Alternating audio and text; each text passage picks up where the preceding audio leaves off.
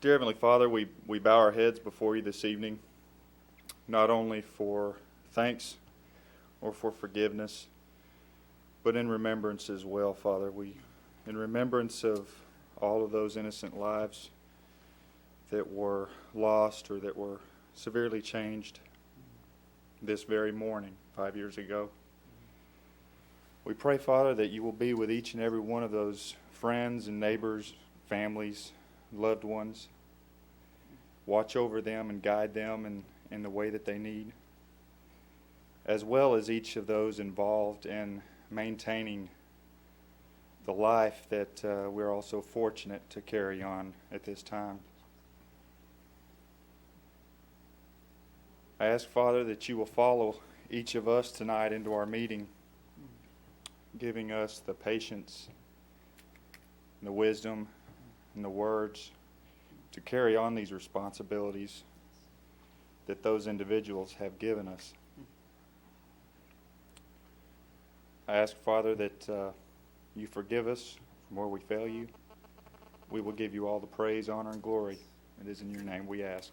Amen. Amen. At this time, if we could just pause for a brief moment of silence.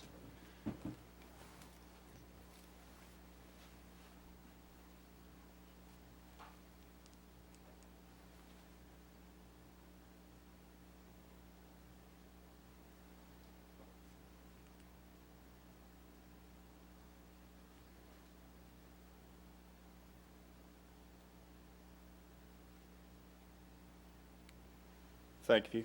If each of you would join me in the pledge. I pledge allegiance to the flag of the United States of America and to the republic for which it stands, one nation under God, indivisible, with liberty and justice for all.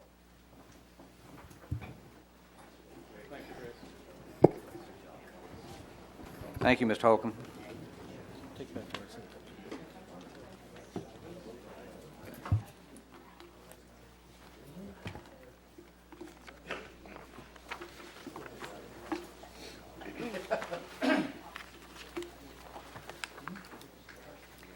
Next on the agenda, we have announcements. Let's see. Yeah, there you Fran, you want to come forward?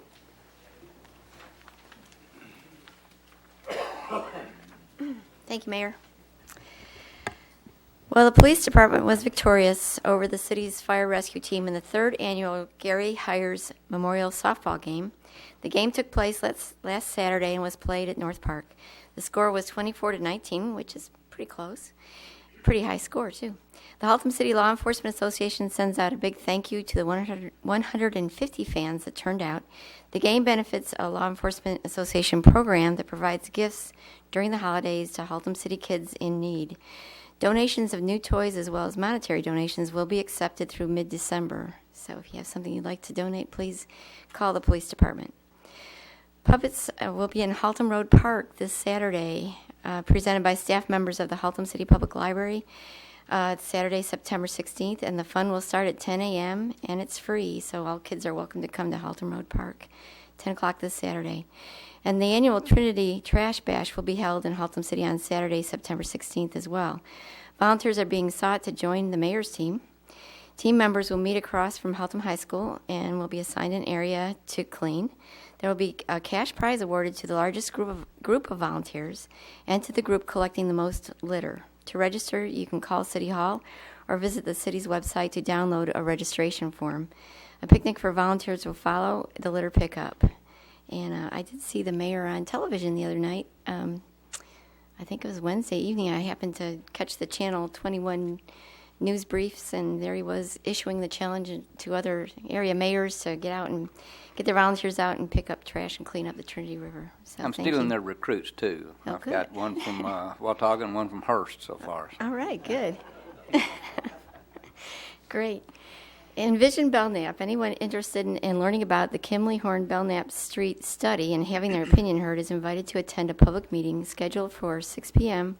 Wednesday, September 27th at the auditorium located at 5154 East Belknap Street. And the auditorium is a storefront that's just a couple doors down from the old South Pancake House in the Markham Center.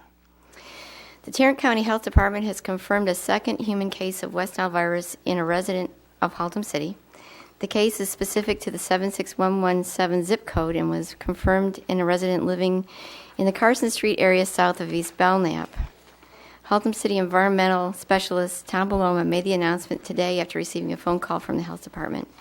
The City of Haltom City will commence spraying this evening in Zone 2, the area in which the case was confirmed, as weather allows. And I think tonight with the rain, it is also pretty windy, they probably won't spray tonight, but I know as soon as the weather allows, they'll get back out there again. The last time this particular zone was sprayed was on Wednesday, September the 6th. So with that, I thank you very much. Thank you, Fran. We have one other announcement. Our Assistant City Manager, Chuck Barnett, has an announcement. Thank you, Mayor. It was with a great deal of excitement, and I'm very proud. I'd like to introduce you to our newest Haltom City family member, Tony Beckett, who comes to us from the city of Saxe. She is our new Human Resources Director. She's been beating on my arm all day, just dying to make a speech. So, Tony, welcome. Thank you. Mayor and members of the City Council, I look forward to working for the City of Haltom City, and I thank you for the opportunity. Thank you.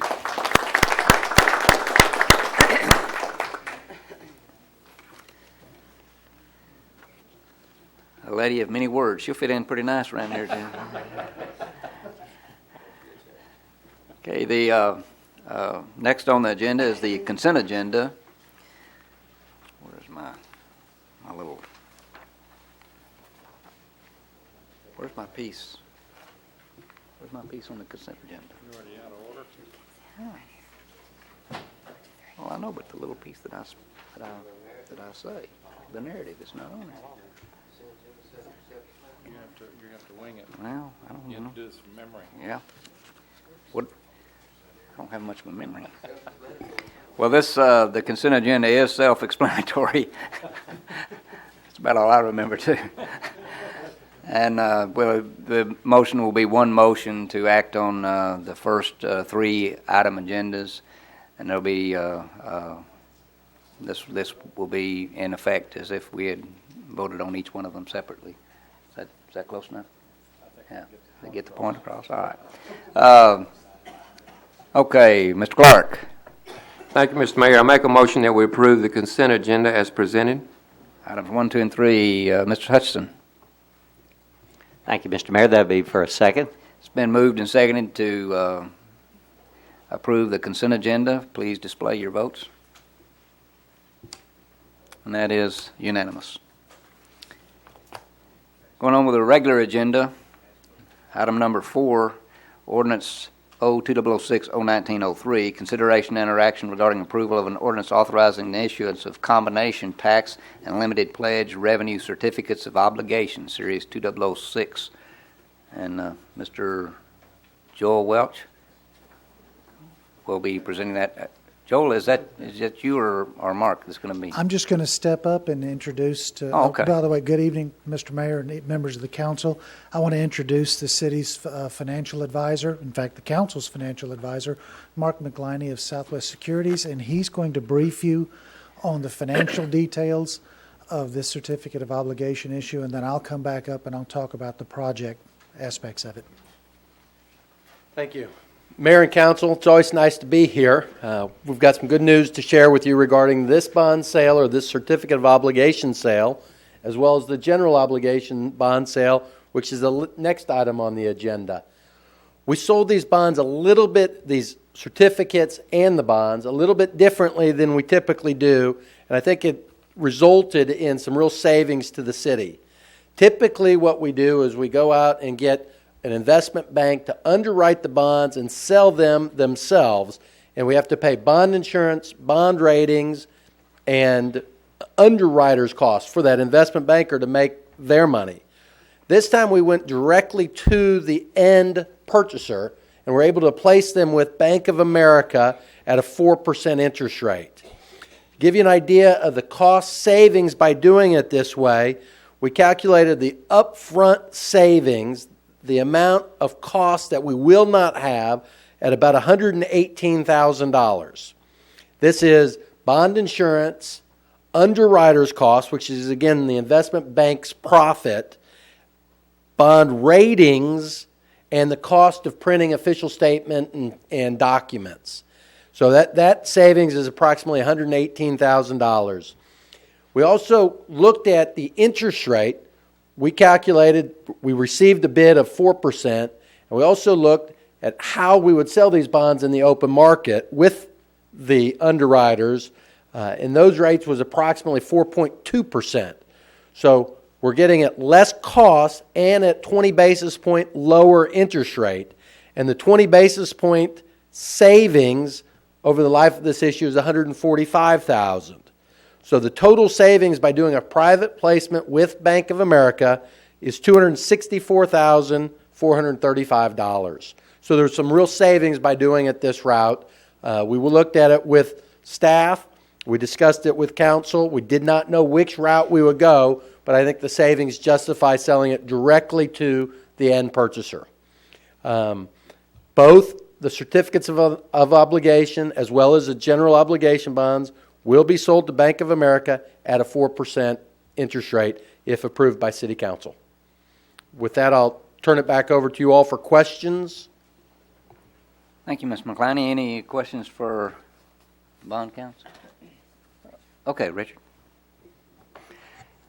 Mark, can you explain to the public why we were able to get such a good rating and why we could go straight to the bank instead of having underwriters and upfront costs?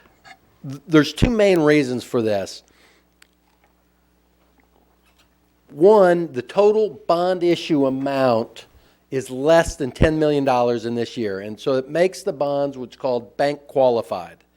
Bank qualified bonds mean banks get to buy those bonds and get a better interest, pay less taxes on the interest income than if they would buy non-bank qualified bonds. So by going directly to banks, we can eliminate them because they're going to get a little bit better interest rate, and we're going to get a little bit lower interest rate because we're knocking out the middleman. So by going, we have to be less than $10 million in a given year. So we meet that test. And then the second test is individually regarding the city of Haltom City. This does not work for every community. We have to have a good track record. We have to have good bond rating. And we just looked at this last week with a $6.3 million sale with another city. So like size, like bond size, and it did not work. The bids we got, the best bid we got there was 4.2%. So the fact that you are a very good credit, have good track record, have good fund balances, gives the banks extra security because we're not buying bond insurance. Typically, you sell them with bond insurance that if you don't pay, the bond insurance company will pay. In this case, because of the credit is so good, they're saying that's just extra money that we're losing out on. We, the bank, as the purchaser, and you, the issuer, that would have to pay for that. So those are the reasons. One, you issue less than $10 million. If we were at $11 million, the banks would not get that special credit. So that would eliminate us from doing it this route. And the second, and more importantly, is that the city is such a good credit that we don't really need bond insurance, and the people that are being left out are the insurance companies out of New York that typically insure bonds that always pay. So, long answer to your question. That's what I was interested in. What kind of risk we were, and it sounds like we're a very good risk, and we've got some excellent credit. The purchasers see very little risk in you not making your bond payments. That's why they're willing to pay 4% or buy it at 4%. Mr. Clark. Thank you, Mr. Mayor. Mark, you said special credit. I believe you mentioned it earlier. That's since we're doing less than $10 million, that the banks qualify for a federal government. Not exactly. If any city sells less than $10 million, the interest on those bonds is not fully taxable. Now, it's a little bit unusual because you think of municipal bonds as being tax-exempt municipal bonds. Typically, they are to individuals, but if a bank buys them, the bank will have to pay a small amount of tax on that. They have to pay less tax if a city issues less than $10 million, for example, if Fort Worth would sell bonds, they sell more than 10 million, that bank would have to pay a higher tax, therefore would charge a higher interest rate. So the bottom line is we're real attractive in the volume that we use to the banks. Yes, sir. To go this route. Yes, sir. Thanks, sir. Any other questions for Mr. McClaney? Thanks, Mark. Appreciate it. Thank you. And Joel, you want to come up and tell us why are we doing this? Why are we borrowing this money, even such a great rate? Even though it's a fantastic deal, there should be a reason for us doing this. We have a number of uses for these funds, and I want to talk about them. The first thing I want to mention, and this is true about this certificate of obligation issue, it is also true about the general obligation bonds that are coming next. There is no tax rate increase to pay for these. These issues are going to be paid principal and interest within the existing 18.8 cent tax rate. There's no change in that. And that is part of management's philosophy, to manage our debt in such a way to maintain a constant INS portion of the tax rate, and this does comply completely. The uses of the $5,450,000. There's a variety of uses. There's money being borrowed to be paid back.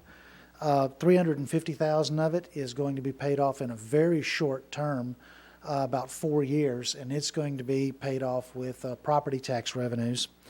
About $3 million of this issue is being borrowed on behalf of the Water and Sewer Fund, and the Water and Sewer Fund will pay this back over 20 years.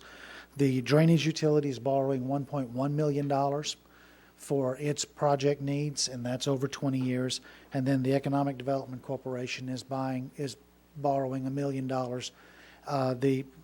The portion being used for the general fund or general purposes, we're going to be buying information technology and equipment, that being software, hardware, and such things. The current budget for that is a little over $50,000, almost $51,000.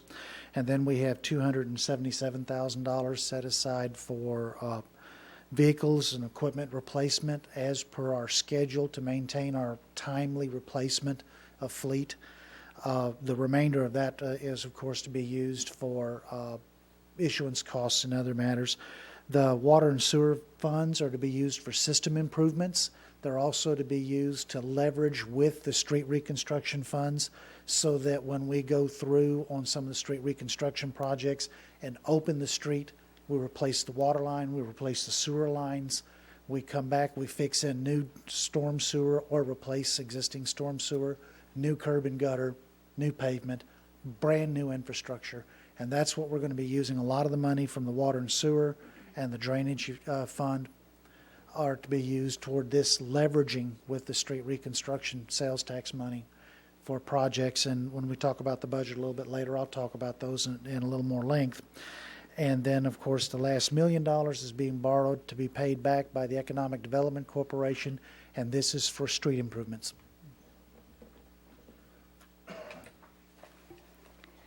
Thank you, sir.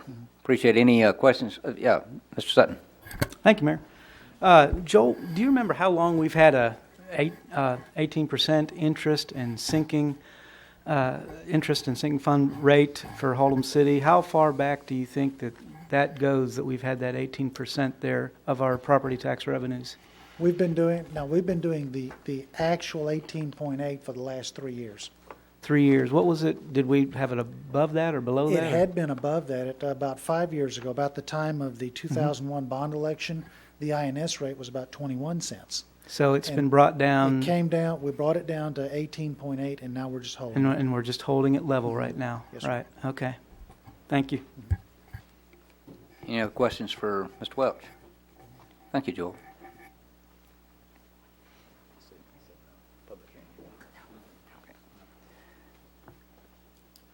Any discussion among the council? If not, I'll entertain a motion to dispose. Mr. Sutton. Thank you, Mayor.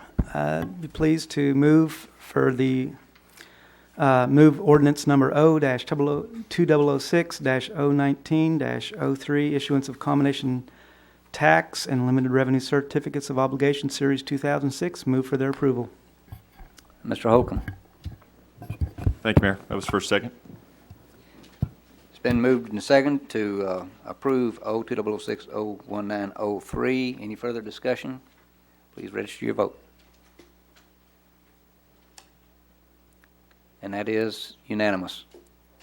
Let me go ahead and make an announcement about Ms. Reese. She notified me just prior to the meeting here that she might possibly have a family emergency and would have to leave, so just want to recognize that.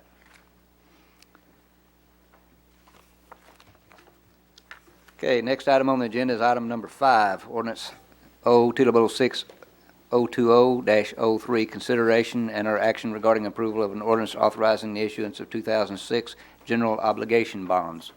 Mark, you want to? Oh, you're back. Okay, all right. Well, I just asked you were gone. So, welcome back. Mayor, these two were sold to Bank of America at 4% interest rate. Those savings I talked about were combined with that. This is the last $2 million of the street project that was approved in 2001 by the bond election. Okay.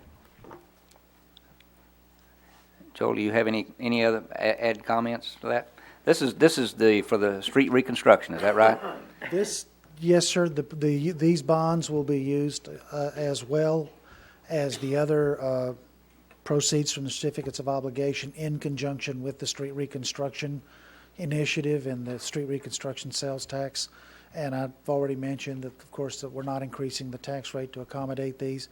And I will go ahead and mention here in the open something that Mark mentioned in the workshop, and that is of the 2001 voter-approved, voter-authorized bonds, all that's left now after this issuance is the $250,000 to be issued to pay for hike and bike trails, and we will wait till probably close to the end of the Little Fossil project before we issue that debt. Okay, thank you. Any other questions on the dais? If not, we'll entertain a motion to dispose. Mr. Hutchinson. Thank you, Mr. Mayor.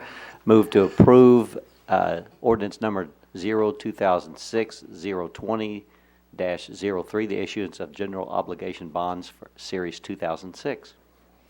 And Ms. Branson. That would be for a second. It's been moved and seconded to approve ordinance O2006-020-03. Any further discussion? If not, please register your vote. That is unanimous. Next item on the agenda, item 6. This is ordinance O2006-016-03, consideration and interaction regarding approval of an ordinance adopting a budget for the fiscal year beginning October 1, 2006 and ending September 30th, 2007 in accordance with the charter of the City of Haltom City, Texas. Mr. Welch. Thank you, Mayor. I kind of like our last council meeting. I almost feel like this is my own private little show. It's my fervent hope that you don't feel like a captive audience. But in conjunction with the requirements of the state code and the city charter, we've already had one reading of the ordinance for the budget for the fiscal year beginning October 1st, 2006, ending September 30th, 2007. We have had the required public hearing. We had that at our last meeting on the 28th of August. And now we're asking the council to consider the ordinance on its second reading. And I'm going to briefly recap the essentials of this budget and how it is different from the current year budget. The first thing that I'll mention about it is, of course, that we're asking the council to consider budgets for 34 different funds. Some of the funds are operating, some are capital funds, some are trust funds of various types, but there are 34 different operating funds in the city. It kind of gives you a little picture of the complexity of this operation that we call the city, and that we do so very many different types of things, and we act as an agent or act in trust for so many different purposes that it requires us to establish what is best described as 34 little companies within the umbrella of what we call Haltom City. So we're a very dynamic organization. Among the 34 funds, we have 13 of the funds are going to be having, let me check my notes here. 13 of the funds are actually increasing, or we're projecting or proposing an increase in 13 of the funds. We're proposing virtually no change in 13 of the funds, and expenditures in 8 of the funds is being proposed for less than for the FY06 fiscal year. The total proposed budget is $65.4 million. That is $10.7 million more than the budget that was adopted for this fiscal year. What makes up the $10.7 million? A lot of things make up the $10.7 million. The thing that is probably the most notable in of itself, by itself, is that 4.9, nearly half of this increase is going to capital projects. And I'll talk about the capital projects at length in a little bit, because we have a capital budget of the $65.4 million, $17.7 million is going toward capital projects for the improvement of the city in either infrastructure or in other ways within the city. Of the remaining increase, about $5.8 million is related to operations. That $5.8 million is made up of interfund transfers and increases in personnel costs and increases in other operations. What are interfund transfers? Well, when you have 34 different entities and you're moving money from one entity to another, best example, when you're moving money from the water and sewer fund to the street reconstruction fund to talk about to do the projects that I'm talking about where we leverage money from many different sources. We're transferring money from the water and sewer fund, from the Economic Development Corporation, from the drainage utility. Those transfers are going out of there and they're going into the street reconstruction fund with all of the other money. That is what's called an inter-fund transfer. Well, the way that the city does the budget, unfortunately, makes that money show up twice, makes it look like it's being spent twice. Once when it leaves the fund that's sending it, and once when the street reconstruction fund spends it. Now, when we go to a new financial system, which we're going to be starting that process October 1, we're going to change the way that we account for this, and we're going to eliminate that double dollar. Because of our increase of $10.7 million, that doubling effect is $3.4 million. So a third, almost a third of this is actually just a duplication. And like I said, when we change to a more modern method of budgeting next year, that won't happen anymore. But when you take the capital part out, which is $4.9 million, the transfers, which are $3.4 million, that means that the remaining amount of the increase is around $2 million in what you will see in operations. About half of that is for personnel costs, about a little over $1 million. And the rest of it, about another $1 million, is broken up into purchase water. And I briefed the council my last meeting or the meeting before about the fact that we were going to have to buy, or going to have to pay more for water to Fort Worth Water. That's going to be about $760,000 more than we budgeted to spend buying water this year. So you have $1 million of personnel costs, about $750,000 for purchase water, and then the rest of it is for increases in supplies and other such things. That's the $10 million, or that's the answer to the $10 million question. In the budget for 2007, we are proposing and asking the council to consider a tax rate of 56.66 cents per $100 of valuation.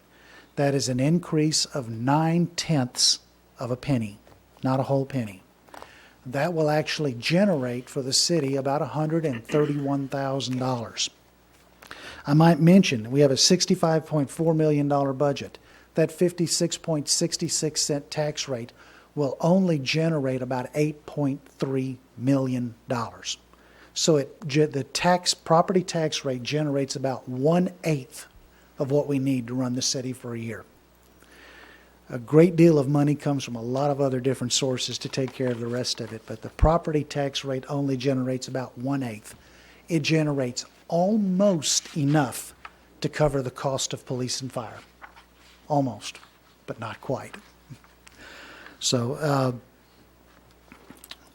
sales tax is another major source of the budget. It's about, when you add up the 1% that the general fund gets, the 0.5% that goes to the Economic Development Corporation, the 1/4 cent that goes to the crime district, and the 1/4 cent that goes to street reconstruction, all of those put together come in to about $9 million. A little bit more than property taxes, but they go a long way in a lot of places. But basically, we're looking at about a 4.4% increase in sales tax overall in all of the funds, including the general fund. We're looking at a small increase in water rates, and that's basic water and sewer rates, and that's basically to cover the cost of buying the services from Fort Worth. We're not looking for any adjustment to the rates to cover operations. We believe the revenue streams are sufficient to not adjust rates another year. We're going to hold the line there and just collect what we have to collect to pay Fort Worth. And that works out to be about $1 a month. And I would mention the property tax increase works out to be $1 a month, roughly. On a $100,000 home with no, just without figuring in the homestead exemption, the tax rate increase would be about $9 a month. But when we go through and compare a year, thank you. But when you go back and you calculate it on basic average home values, the actual change is about $1 a month. So that's what's happening on the revenue side. The council, I'll remind you, had identified 4 basic priorities that you wanted the staff to seek and, if at all possible, to achieve in this process. They were to protect service levels, to expand service levels that paid for themselves, to expand existing service levels if revenue permitted, and that any requested increase in the tax rate would be tied to specific decision packages. Well, we have managed to accomplish all 4 of these priorities in the FY07 budget. The tax increase being requested is to finance 2 police officers. The last 2 positions that were frozen in 2003, we're asking the council through the tax increase to finance them again. And we're also asking the council to allow us to add a kennel technician. And this tax increase pays for most of the cost of it. There was a little bit of excess revenue to pay for the balance. These 3 items put together are about $140,000. The tax increase is $131,000. We had $9,000 that we could apply to this, so therefore we asked for less of a tax rate increase. Again, the major features of the budget as far as personnel matters go, we have a plan for 4% merit for everyone but the uniformed personnel, and that is the system by which on your anniversary date you are reviewed by your supervisor, and based upon an objective scoring system, a score is assigned to you, and that score is placed on a grid where you will get anywhere between a 1 to a maximum of 6% increase in pay, depending on how you score out. And that is how we do this for the non-uniformed people. For the uniformed people, they're on a step pay plan. On their anniversary date, they will receive a 4% step. The health insurance plan has been submitted to you, and you were briefed as to the changes involved with it. The increase in premiums has been borne entirely by the city. This is a most welcome benefit to the employees, but the cost to the city for doing this is about $261,000. The 4% merit step increases, I mentioned that the cost of that was about $360,000.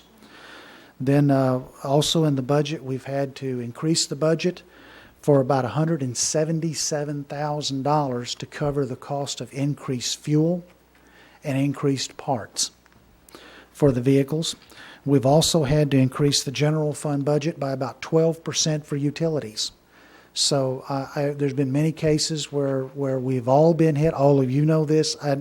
Hits me at home too. My electricity's gone up at home. What I pay for fuel is down temporarily now, but I'm afraid it's only a temporary situation. You know, when I get my car repaired, the cost of repairs are shooting up. And when I come here and I look at the city, it's the same story. This city is getting hammered just like everybody else. Our insurance is more expensive. Our parts are more expensive. Our fuel's more expensive. Our utilities are more expensive. We're doing everything that we can do to try to control these costs. We're engaging an outside firm to study our utilities and our water system to find efficiencies that will cause us to spend less money on utilities. We're going to do everything we can. We're part of a consortium that shops electricity to try to get the lowest rates. We are piggybacking with the city of Dallas in this consortium. So we try to get the electric rates that the city of Dallas can get due to their just monstrous size. They can get some pretty good electric rates. And so we're piggybacking with them in a consortium to try to save on that. So we're doing everything we can to try to control the growth of these costs, but we are having a problem with these increases just like everyone else. In the area of personnel, we are asking the council to consider the addition of the 2 police officers that I mentioned earlier. A 100% increase in the staffing level in the IT department, which sounds great, except that that's an increase of 1 person to 2 people. We have, with all of the technological jumping forward that we're trying to accomplish here, we desperately need more than 1 person in that department to keep up with all of the things and all of the demands that we're placing upon them.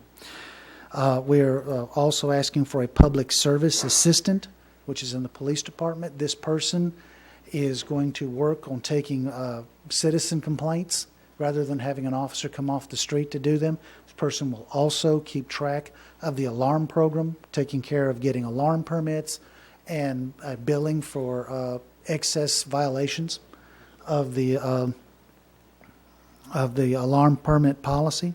I've already mentioned the kennel tech. We're also asking for an auto services worker. The fleet services department was cut severely in 2003. And this is just trying to put back one of the positions that they lost then. And basically, we get the auto services worker back. They will handle light-duty tasks, and they will also free up our mechanics to work on vehicles instead of doing their own parts running, which is a very inefficient thing for us to do, and it slows down our ability to get our fleet back on the street whenever it's in for repairs. We are also asking for $16,000 for overtime for the police department. This is not actually new spending. What has happened is they've lost some grant funding that has historically paid for this in the past, and they still need to be able to be out there at these times. And so we're asking that the council finance this, even though we don't have grant money for it anymore. We are looking at requesting uniform cleaning for the police officers. $40,000 is placed in the budget for this. This is a not to exceed. It doesn't mean they'll spend $40,000. It means that we're asking that they could spend up to $40,000. This is something that is very, very common and prevalent among police departments, and it's something that we haven't been doing. And for us, it's something that doesn't cost us very much, but it allows us to be a little bit more competitive with the other departments around us who are paying seriously more bucks, starting wages to their officers than we're paying right now. It'll give us a little chance to catch up. And then the final 2 things that are new, and I've been dwelling mostly in the general fund with these because this is where most of the new things came in, and that is we're asking for money for codification, and this is very important for us. We haven't codified in 2 years or 3 years. We haven't codified in 2 years, and so we've got to do this again. And then the final thing is drug testing, financing for the drug testing, because we have people handling heavy equipment, working in situations that can be very dangerous if you're not 100% fit and 100% there. So these are the types of changes and requests that we're making. I've already mentioned the water and sewer rate increases. In talking about the individual funds themselves, the general fund is proposed to be $17.7 million. It is a 7.6% increase over the adopted budget for last year, just a little bit over 6% above the amount that we estimated for this fiscal year.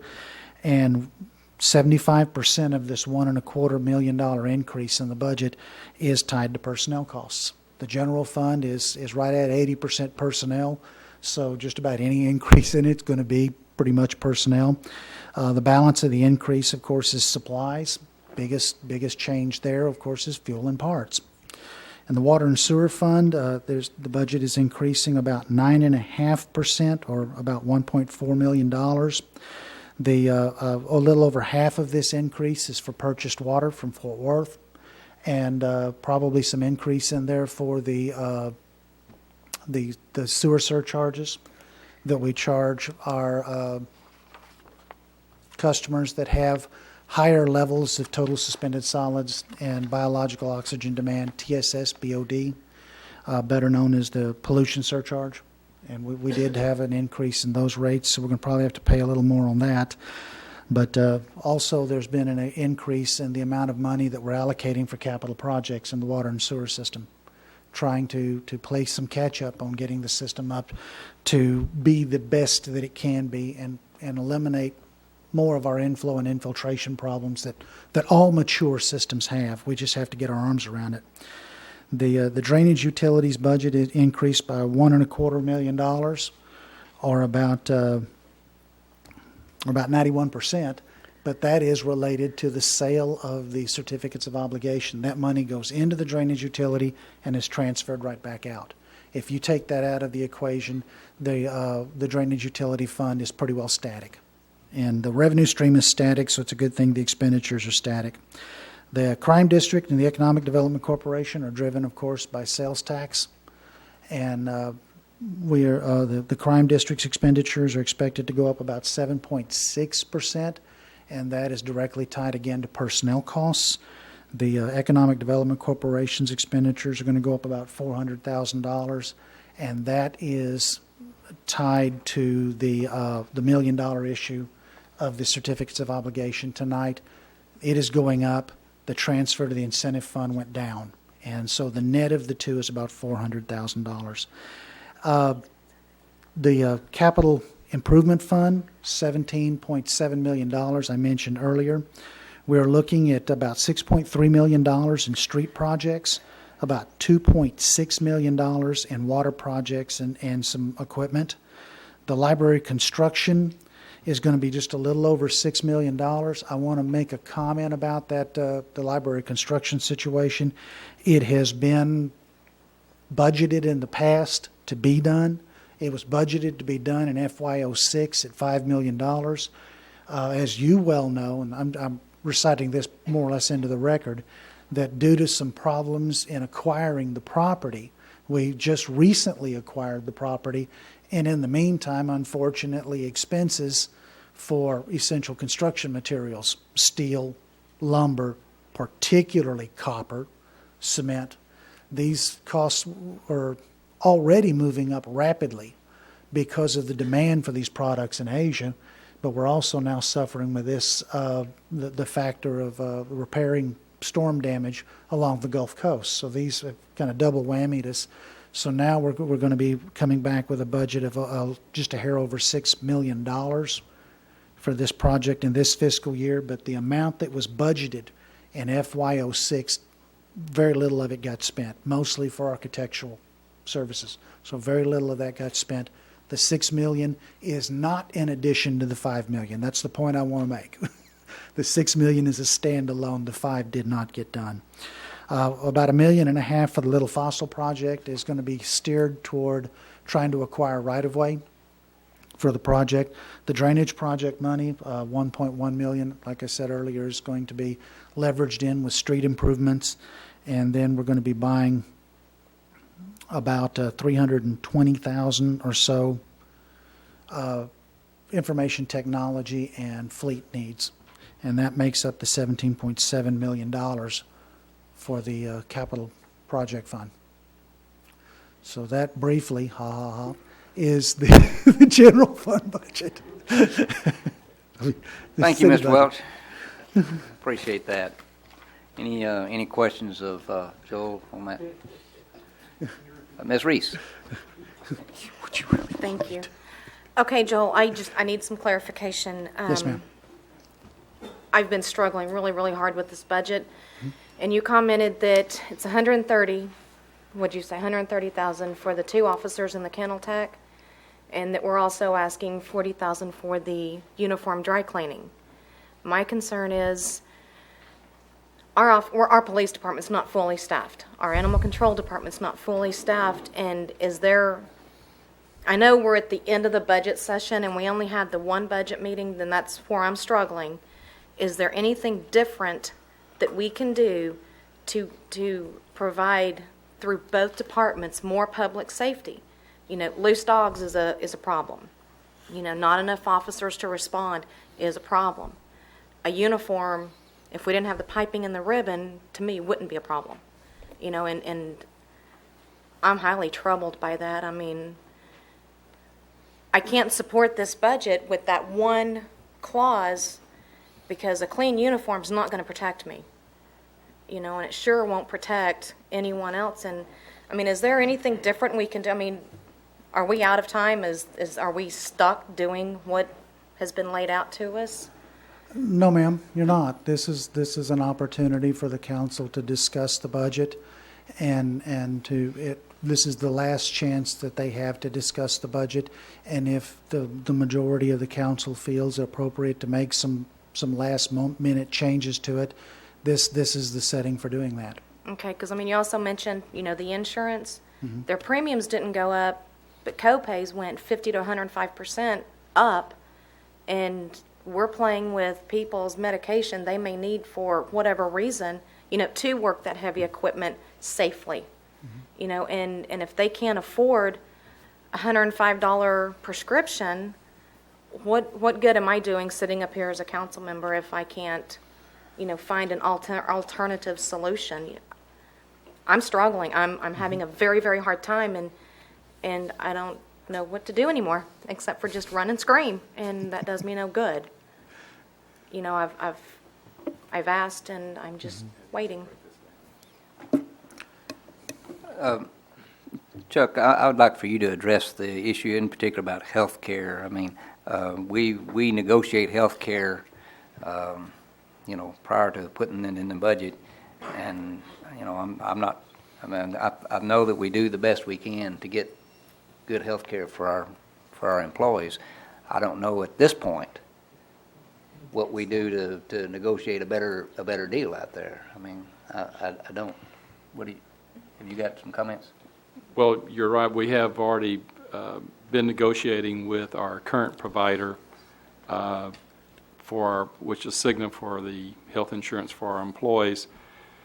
And because of our past experience, we were looking at a substantial increase with our current provider, and if we even went outside our current provider, it's going to be even a higher increase. Again, those are based on the experiences that we've had the last couple of years. We've had some substantial claims. That doesn't justify everything as far as you have to do to manage your health care, but that's what we're given to work with, and that's what we had to try to work around. I do understand that of trying to steer, if you will, an individual that requires medication to go to a generic drug. The norm that we were looking at as far as the industry did justify the $5 increase into the generic drugs, but the cost of prescriptions nationwide are just running rampant. It's almost out of control. I myself have to pay for prescriptions, and some of them are not carried with my insurance. My medications keep getting higher and higher. The other issue that we were looking at as far as looking at urgent care versus emergency room care, the industry now is trying to move people to go to urgent care more than they are to emergency care. And again, that has to do with where the person is located, whether it's convenient or not. The other issue that we were finding is we had an enormous number of employees that were not receiving the therapy that was needed once they were injured, either on or off the job. if they were doing a copay of $40 and they were required by their doctor, which is usually the norm, to go 3 times a week, the employee was not doing that. They couldn't afford that type of out-of-pocket expenses. And we had quite a few employees within the city who were going to some type of therapy, that they had been injured. I think that has to be corrected from a standpoint for a establishment of a better wellness program, which Tony Beckett, who I introduced to you earlier, and I will be working on that to try to develop a better wellness program so we don't have these kind of injuries. But it still serves us better for the employee to get well. I was able to negotiate to where instead of that being $40, that went down to $20. So we did try to reduce the out-of-pocket expenses to try to help the employees that were being injured that needed to go for therapy. It's a difficult task that we had in trying to not increase the premiums, realizing that we were going to have to come back to the council with where we'd budget a 20% increase in health insurance, that we're looking somewhere in the realm of about a 29% increase, which is a lot of money. In making these subtle changes, we were then be able to hold the line. We got that below 20%. At one point in time, I was trying to get it down to 13.65%. We eventually was able to negotiate and come back with the 15%. I think we did a good job in trying to negotiate that price. We'll have the same battle next year. Healthcare will continue to rise. It rises for each one of us that sits in this audience. It rises with each one of you individually, but it's a difficult problem that every single employer is trying to face nationwide.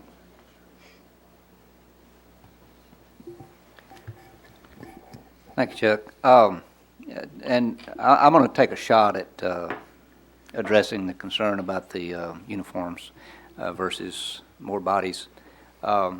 It's never a perfect judgment to when we decide that we're going to do this and we're not going to do that. It's always imperfect. It's my understanding that the chief felt like that the uniform cleaning was an appropriate measure to give the officers something tangible besides a raise that they could see, and that might work to stem the outflow, to keep trained officers that we've already invested in, keep them on the force instead of having to replace them when they go to seek a job elsewhere that pays a little more money. And Joel, I think, addressed that issue earlier.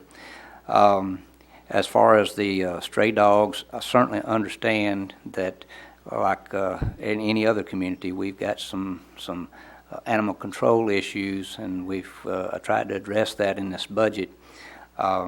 Is it enough? No.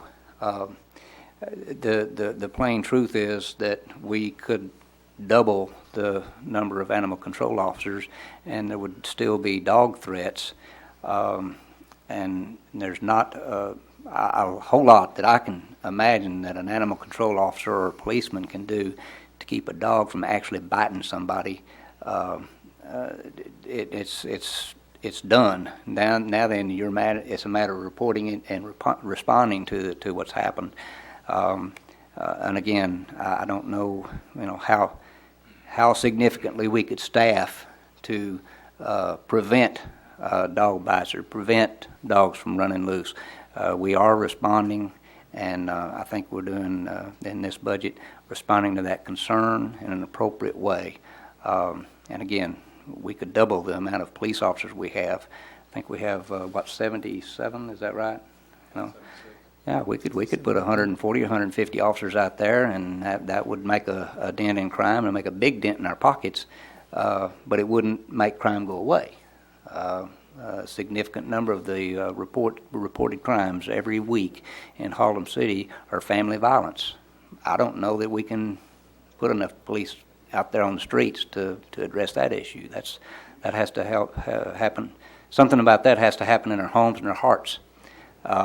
Again, it's not perfect, and I don't know that this makes you feel any better, Kim, but certainly understand your concerns, and hope we've addressed that somewhat here. Thank you. Mr. Sutton? Thank you, Mayor. Joel, it was a great presentation. Thank you, sir. I really thought you brought up a lot of good points, especially about the proposed property tax increase for a $100,000 home being $9 or 75 cents or $1 a month. That's good. I noticed, too, that as I reviewed the budget, there were several sales tax funds that are funded entirely by sales tax revenues that increased their spending for this year. And they're not based on property taxes, so apparently that means that we're getting increased sales tax revenues. And in your presentation, I remember you saying that our sales tax revenues were projecting an increase of 4%. 4.4. So I guess that means that some of the economic development initiatives in Haltom City are beginning to work if we're seeing that increased sales tax revenue, because I guess that would be a benchmark for whether your economic development is working or not. Is that correct? Because we put money into economic development with this budget, and we want to see some results out of it, and it looks like we're starting to see some results. Would you say that? We have, first thing I'm going to say is we have about 1,400 businesses in Haltom City. And we must be doing something right, because when I'm checking the employment numbers, we're holding pretty well. So our businesses must be doing all right. And we do add businesses on a regular basis into this town, because obviously you lose some, but we are continuing to have a vibrant economic community in this town. And I think our economic development initiatives are geared to make this a more vibrant community and geared for us to be flexible and able to attack all of the issues that we think that we have that we think are impediments to economic activity. Belknap being, of course, one of the real opportunities that we have that using our economic development tools we want to go after and revitalize, because 1,400 businesses in town are great, 2,000 would be better. Well, it looks like a real meat and potatoes budget to me. It doesn't look like it has anything in it that you can really hang a sign on and put anybody's name on it, but it gets the job done as far as streets and police and fire, and I think that's good. That's all right now. There's a couple more things I want to say, but I want to think about how to say them in a little bit. Let some of my colleagues say some things. Thank you, Jim. Mr. Hutchinson? Thank you, Mr. Mayor. I wanted to mention that I feel like, Joel, when you presented the $17.7 million in capital improvement projects as compared to the 65, in relation to that, that's almost 30%. That's almost a full third of our budget is going to showing the people of Haltom City that we're dedicated and we're committed to providing services, but more than that, providing an infrastructure that people will be proud of, and shows that and that will encourage economic development too, as we build infrastructure and as we make our streets clean, and as we work toward solving some of the crime problems that we've got. We've spent money toward that end, and we're building buildings or making them look nicer or making improvements in the infrastructure that would encourage citizens to stay here, as well as in economic development. So I think that's a real positive step and a real good shift, or a real dedication to a priority, if you will, to our commitment to the citizens of Haltom City, that we are interested in making our city proud and progressive.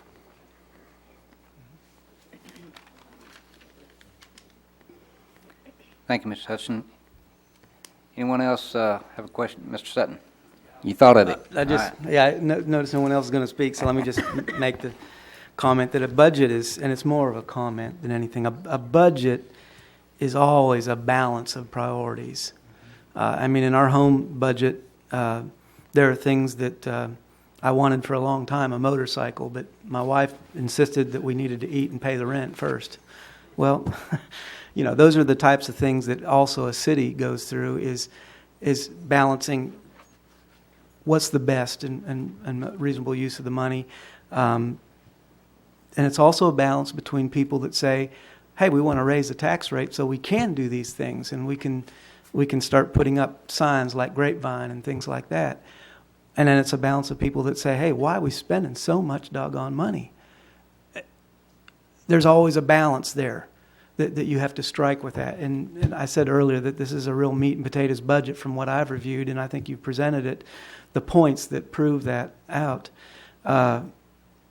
It's not always, like the mayor said, going to be the best for everyone. But hopefully it's the best compromise, and it addresses the most important problems we have in our community and addresses them in a good way. And I think that's what this budget does. I'm pretty proud of the work you guys have done on it. Thank you, Jim. And thank you for that challenging visual there, Jim Sutton, boss hog, with his do-rag and everything, yeah. That was a dirt Is that bike, with and the I high ended handles? up getting it Yeah. about 3 years ago. It was great. Okay. It took about 8 years, though. Any other questions or comments on this item? This is not a public hearing, and no one signed up to speak publicly on this budget issue. But if there's someone who wants to speak, I would give a 3-minute time limit if anyone wants to speak on this. Anyone in the audience? Thank you. Then if there's no further discussion, we'll entertain a motion to dispose. Mr. Cabano. Yes, Mr. Mayor, that's for a motion to accept ordinance number O2006-016-03, the fiscal year 2006-2007 budget as presented. For a second reading. For a second reading. Mr. Hutchinson. Thank you, Mr. Mayor. That would be for a second. Okay, it's been moved and seconded to approve ordinance O2006-016-03 for second reading. Any further discussion? If not, please register your votes. And it is 6-1. Got that recorded? Thank you. Moving on to agenda item number 7. Ordinance number O2006-017-03, fiscal year 2006-2007 proposed tax rate, and this too is a second reading. Mr. Welch? Yes, sir, I'm back. Do you have any other words left to say? Yes, he does. Okay. Just a few, Mayor, just a few.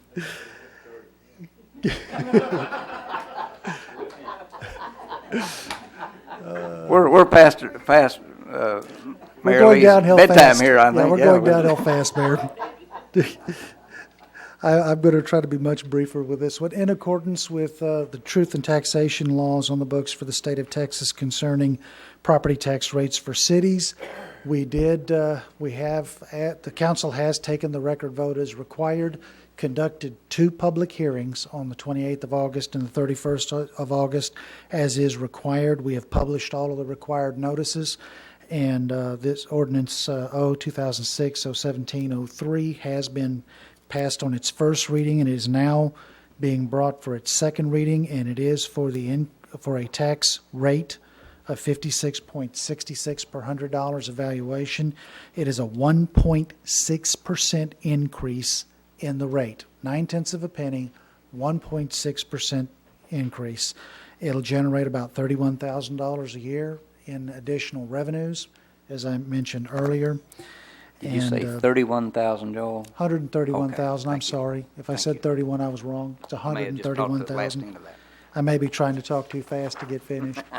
And should the council wish to go ahead and pass this on its second reading, in the recommendation area, it is in quotation marks, bold, and underline the language that is required by statute that must be spoken to make the motion.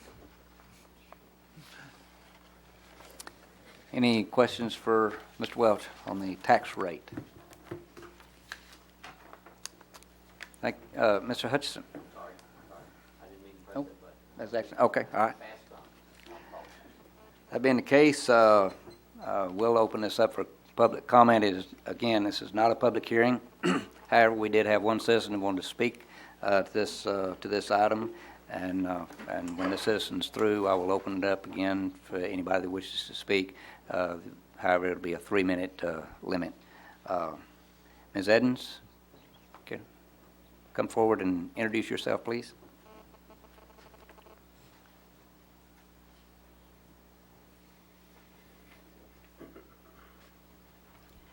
My name is Yvonne Andrews Edens. I live at 1421 Oak Knoll Drive, Haltom City, Texas.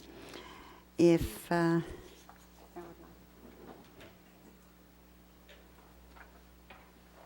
spoke meeting before last about on hopefully for approval of this tax increase. We do need it, and it's been mentioned before.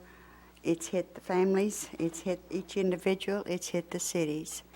And what I have just given the city council members, I have some extra copies that if you'd like one, afterwards I will be able to share with you. It's statistical data on Haltom City taken from the 2000 census and the 2005 Tarrant County appraisal district records. And when I went into them, and as y'all know, I want my data. And in 2000, Haltom City had 1,194 over 65 people, residents living in town. 5 years later, it doubled, totally doubled. And including 42 more over 65 people, over 65 persons. As a result, with the local option that we give, which is $50,000 option on exemption of their property tax, the city still lost over $106 million. Lost. Then I went to the homestead exemption, that was 10%. And with the new homesteads added in 2005, there were 204. And we had 78,811 people there, giving us a total loss on the 10% local option of over $67 million. Then with the disability of $40,000, the local option that the city lost was some little over $7 million. We had a total loss of combined exemptions of over $182 million. These figures do not, I want to emphasize, they do not include the senior tax freeze. Those figures are coming in. The city cannot afford not to have this tax increase. I am highly supportive of it. And we need this, as you've mentioned, to keep the salaries, the benefits of the employees. We need more police officers. Your officers are doing double duty, and you're going to have more about the police officers from me coming up in the next city council meeting. Got my data on that one, too. The redoing of the old streets. Thank you. Oak Knoll has a new surfing. And it's more than welcome. We've waited a long time, and a lot of people in this town have waited a long time. And this is a city council that is doing some good. They don't take any foolishness. They look at what they have to do, and they come out and do it. Their next big project, and I'm right in the big middle of it because I'm not too far off of it, is the Belknap Corridor, and you're going to see my face around here on that little dude too. So I've given you about 5 different things. I want the citizens to come up with 5 more of your concerns of what we need. And then we can truly be a proud and progressive community. That's gone to the wayside. I want you to stay tuned to Haltom City website and watch it and see what's going on. I appreciate this time to talk to you, and I'm very pleased that I'm the only person up here to talk for it, and there's no one against it. Thank you very much. Thank you, Ms. Edens. As said before, that was the only person we had sign up ahead of time, but I would accept Any other comments?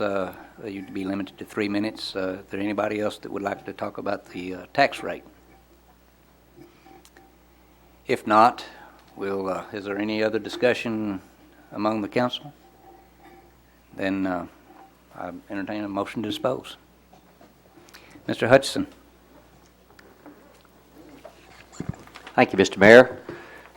As required by the state, I move that the property taxes be increased by the adoption of a tax rate of 56.66 cents under Ordinance 0-2006-017-03, the fiscal year 2006-2007 proposed tax rate, second reading.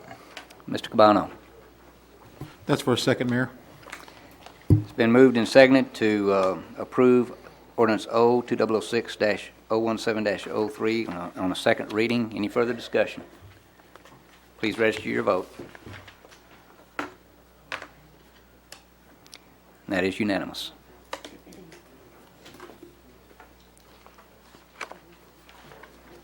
Moving on to item number 8, Board of Trustee election. This is in order to elect trustees to the Texas Municipal League Intergovernmental Risk Pool Board. Any nominations? Ms. Branson. Thank you, Mayor. I move that we cast our vote for Greg Ingram, the city manager of Plano, who's an incumbent, and Byron Black, who's the Central Appraisal District of Johnson County, also an incumbent.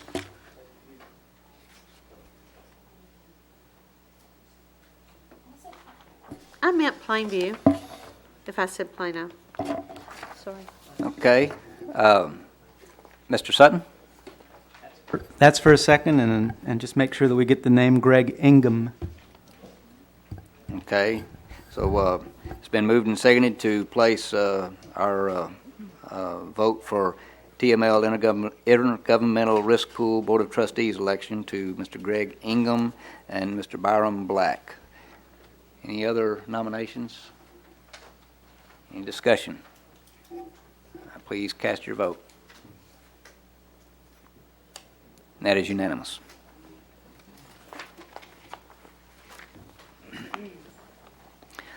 Visitor Citizens Forum. This is time set aside for any person having business before the council that is not scheduled on the agenda to speak to the council.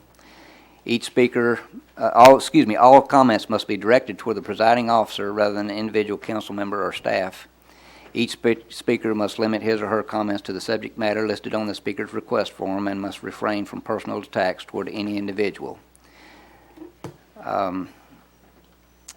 The council cannot discuss or debate any issue brought forth at this time, nor can any formal action be taken, as it is not a posted agenda item in accordance with the open meeting law.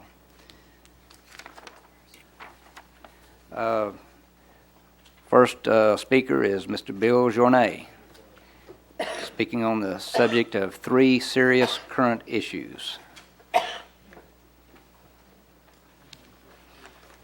Thank you, Mayor and council members. Pardon me for not staying up with our budget buddies. When I works hard. When I plays hard. But when I stop and think, I fall asleep. Okay, this letter I wrote to one of our state senators, and it dealt quite a bit with the Haltom City issues as well, and I thought before I mailed it I would share it with you. Thank you for your capital update and district survey. After the read, I wonder why you do the survey or ask public opinions at all when our leadership knows the desires of the people. When you know what is going on, what is going to be done with, for, and about, number 1, illegal immigration, number 2, traffic corridors, number 3, outsourcing our jobs. The first major provisions of the old Communist Manifesto done away with private property.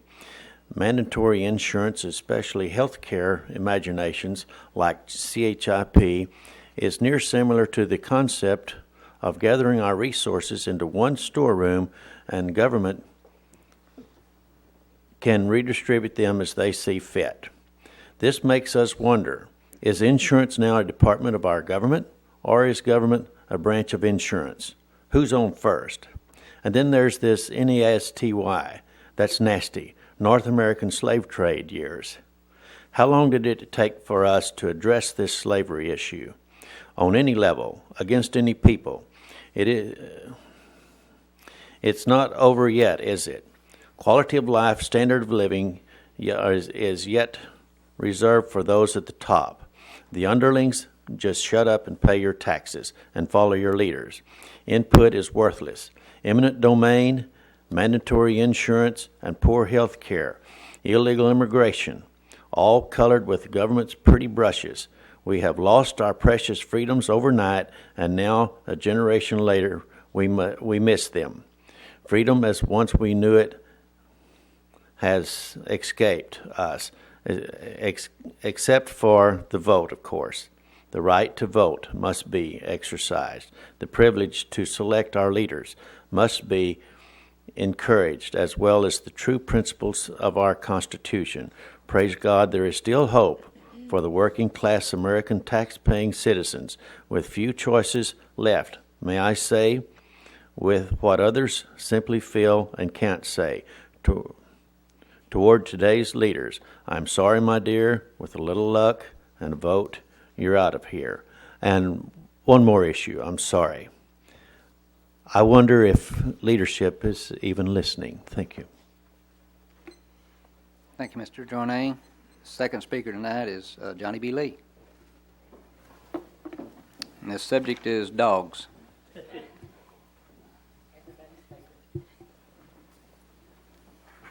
Mr. Mayor, City Council, I'm Johnny Lee from 4900 Jerry Lane, Haltom City. Lived there a few days.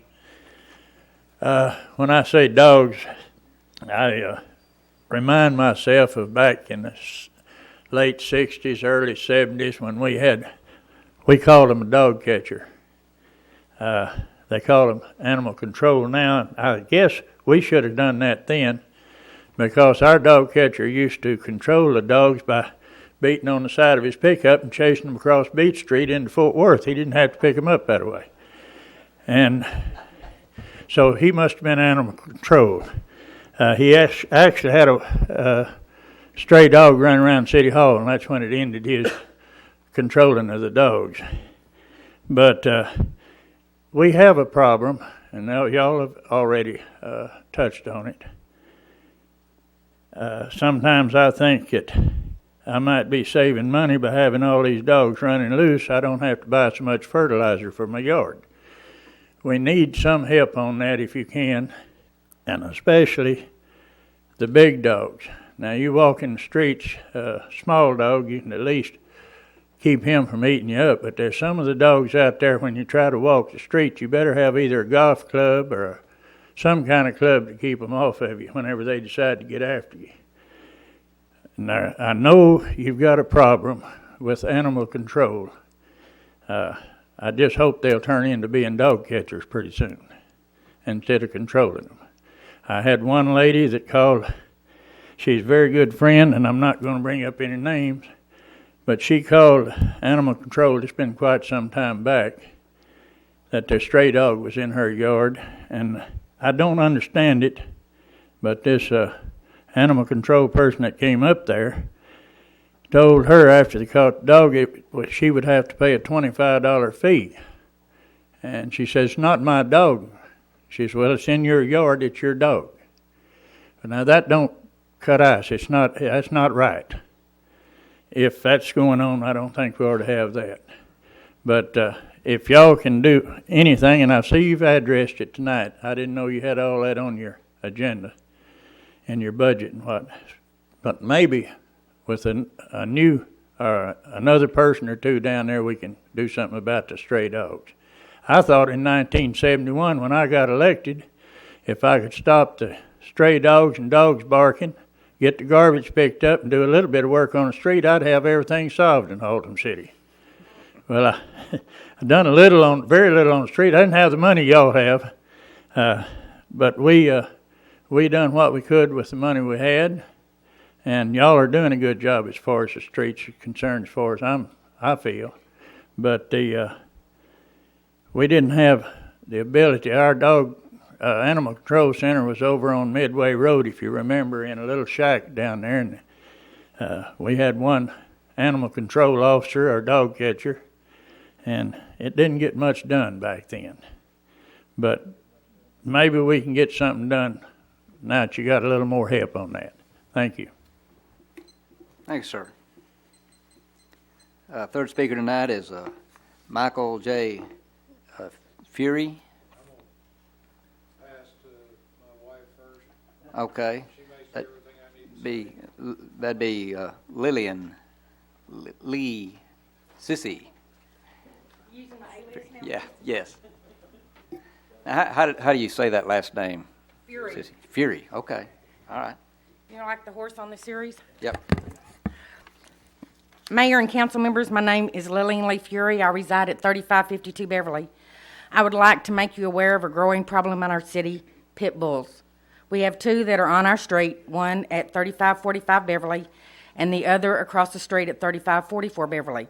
Because of these animals, there are citizens and their children and their animals cannot use their backyards because these animals are charging the fence.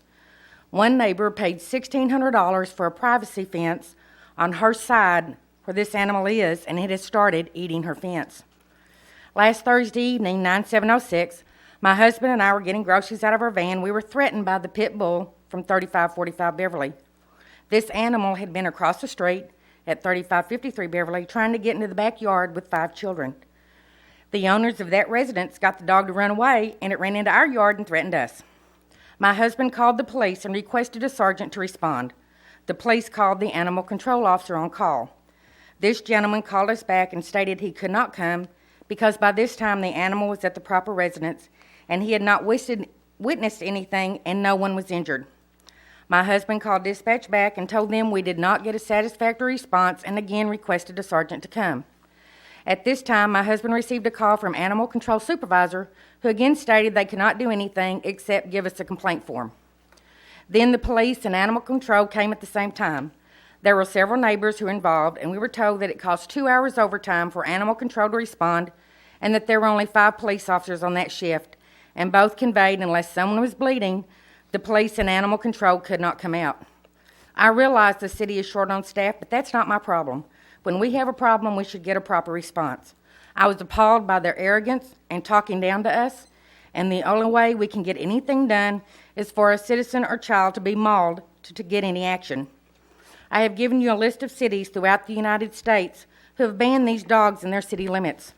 Some cities require that they be registered and obtain $100,000 liability insurance. I do not agree with the latter because, as the employee stated, we do not have the personnel to enforce it. But a complete ban on these animals is warranted. I would like to thank Councilmember Kim Reese, who came and witnessed this, and appreciate her concern for the cities of Haltom City. Thank you. Thank you, Ms. Fury. Mr. Fury, okay, thank you. Are there anyone else that want to speak at the Visitor Citizens Forum that did not fill out a speaker's request form? If not, I will close the Visitor Citizens Forum and move on to the next item on the agenda. Resignation of board members. Ms. Reese. Thank you, Mayor. I have the resignation of Terry Haley due to some family illness. She is resigning from the Beautification Board. Okay. Would everybody register their vote? And that's unanimous. Ms. Branson. Thank you, Mayor. I have a resignation from the Zoning Board of Adjustments and of Joy Turner, and I want to thank Ms. Turner. She served as an alternate on the Zoning Board of Adjustments. I want to thank her. She showed up at just about every meeting, even if she wasn't going to be sitting and hearing the cases that night. And I certainly want to wish her a speedy recovery, and I hope things work out well for her. So we'll keep her in our thoughts and prayers. Thank you. And I can attest, Vayjoy is a trooper. I known her for a long time.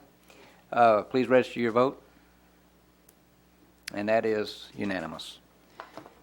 Any other resignations? Okay, we'll move to the next item, item 10, appointment or reappointments to boards. Ms. Reese. I'm sorry, I'd like to appoint Crispy Ryan to the Beautification Board. Okay. Please register your vote. And that is unanimous. Any other appointments tonight? If not, we'll move to the excused absence of council members. We have a full house tonight, so that's we don't need to do that. There is no executive session tonight. Mr. Clark. Thank you, Mr. Mayor. I want to take this opportunity to thank Mr. Chuck Barnett for sitting in for Mr. Tom Muir very ably tonight. Here, here. Pass the plate. Yeah, pass the plate. Yeah. All right. That being the case, this meeting is adjourned.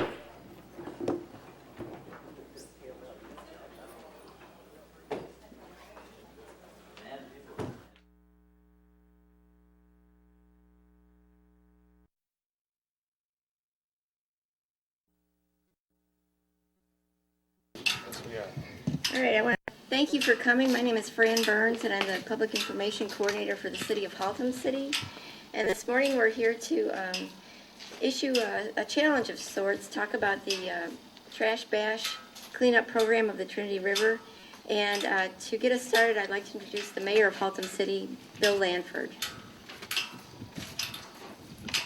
Thank you, Fran, and good morning. Welcome to Haltom City. We made special arrangements for this lovely weather this morning. It gives us a little break from the heat we've been having. We also arranged for the rain the other day.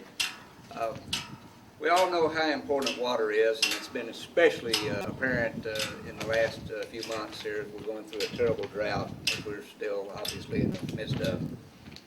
Water is the key to survival of every living thing on this planet.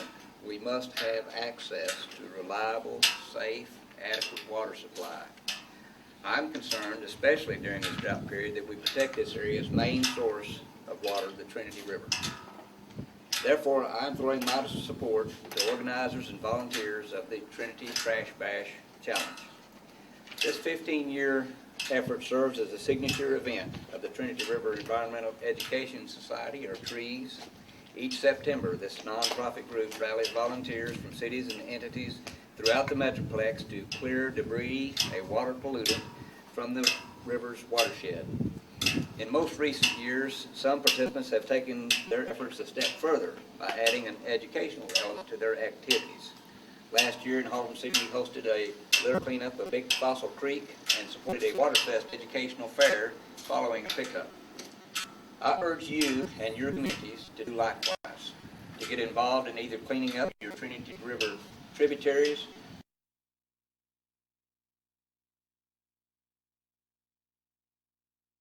conservation and protection through education, or a combination of all these.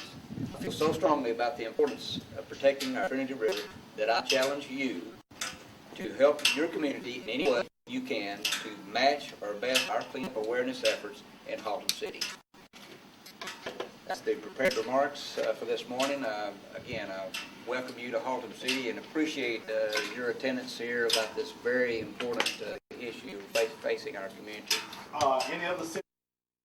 See if anybody, any other cities come back? Well, we've had a couple of challenges. Answers. I think Mayor Jeffries noted that he's already thrown in the towel, saying that his city was so small he couldn't compete with us. But certainly, we know that he and his community will make every effort to clean up Watauga, and we've heard from Oscar Trevino over at North Richland Hills, and he too has thrown his support behind this effort, and we appreciate that. And appreciate all the communities and various entities. We have the Burkeville Independent School District, Grapevine, Burleson, and North Richland Hills in attendance here this morning, as well as Haltom City and the Trinity River Authority.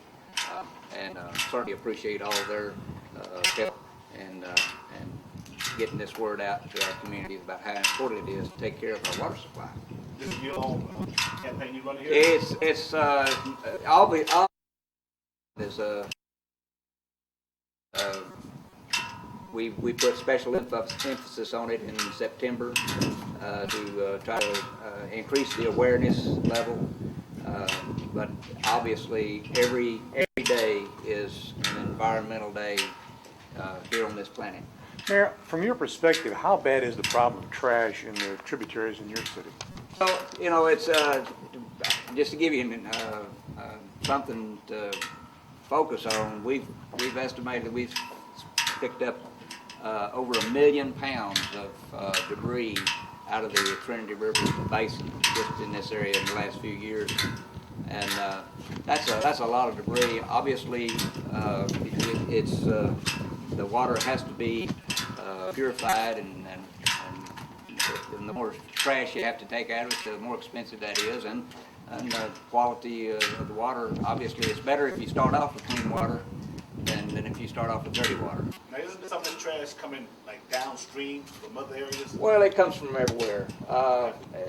Yeah, I mean, downstream, obviously, it accumulates, and that's terrible, but the wind blows in every direction around here. There is no safe place to throw trash except where it's appropriate and can be picked up and disposed of properly. That's the word we need to get out. Do you happen to know the amount of penalty if someone's caught? I do trash not know. Sam, do you know for littering? Varies from $200 up to $1,000, depending on the size. 200 to 1,000. Yeah. I mean, obviously, the issue is not to issue fines, and those are attention-getting devices, just like this is. The real trick is to get people to live differently and think differently about our environment. This is our home, and we have to take care of it. Talk a little bit about your proclamation you're going to be setting out today. Well, I'll just go over a few points here. Most of them are pretty obvious. There is this issue about 10 million Texans rely on the Trinity River as their water supply. That's pretty important for 10 million of us. The Texas population is growing each year, and so there's